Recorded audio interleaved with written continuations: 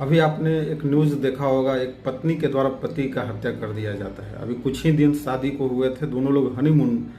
मेघालय गए थे। इंदौर के रहने वाले राजा रघुवंशी, उनकी पत्नी सोनम रघुवंशी के द्वारा उनकी हत्या कर दी जाती है। इस तरह की तमाम घटनाएं, पत्नी के द्वारा आज पति को मारा जा रहा है, बहुत सारी अलग, अभी मेरठ में जो कांड हुआ था, उसके पहले भी बहुत सारे इस तरह के पति पत्नी के बीच में जो लड़ाई झगड़े जो हो रहे हैं, और जो एक ट्रस्ट का कमी दिख रहा है हमारे समाज में।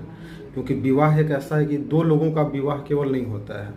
विवाह के माध्यम से एक दो समाज आपस में मिलते हैं, दो परिवार आपस में मिलता है, और उसके बीच में एक कहाँ दिक्कत हो रहा है हमारा। अब इसमें किसकी गलती हम लोग बोले, सरकार की गलती है, न्यायपालिका की, कार्यपालिका की, या किसकी गलती है समझ में नहीं आ रहा है, या किसे दोषी ठहराया जाए। क्योंकि इस तरह के बहुत सारे मतलब इस तरह की खबरें न्यूज़ में देखने को मिल रहे हैं। अभी राजा रघुवंशी के माता पिता पत्नी के ऊपर दोष डाल रहे हैं, जबकि पत्नी जो है सोनम, उनके जो माता पिता हैं वो बोले कि नहीं, हमारी बच्ची निर्दोष है।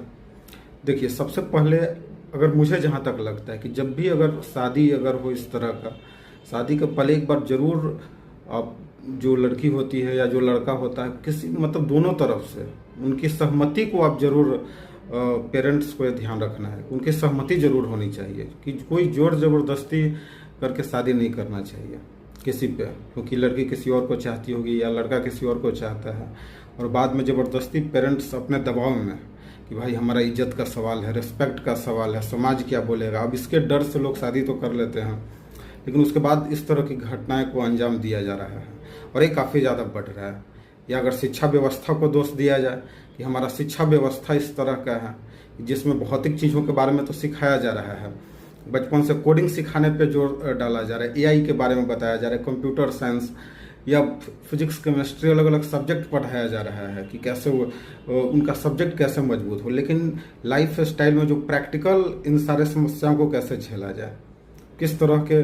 जो एक जीवन को कैसे बेहतर जीने के लिए क्या क्वालिटी चाहिए, क्या इमोशंस क्या चाहिए, आज एक कमी हो रहा है। हमारा शिक्षा व्यवस्था शायद उस तरह का है, वेस्टर्न कल्चर, तो उसी तरह के रिजल्ट भी हमारे सामने आ रहे हैं। लेकिन हमारा इंडियन कल्चर जो था उसमें विवाह एक काफ़ी पवित्र संस्थान माना जाता है, परिवार, और वो आज टूटता नजर आ रहा है। और एक विश्वास का जो कमी है, डिस्ट्रस्ट जो उत्पन्न हो रहा है, अब इसको कोई सरकार ठीक नहीं कर सकता है। ये हमारी और आपकी जवाबदेही है, पेरेंट्स की जवाबदेही है कि इसको कैसे सही किया जाए।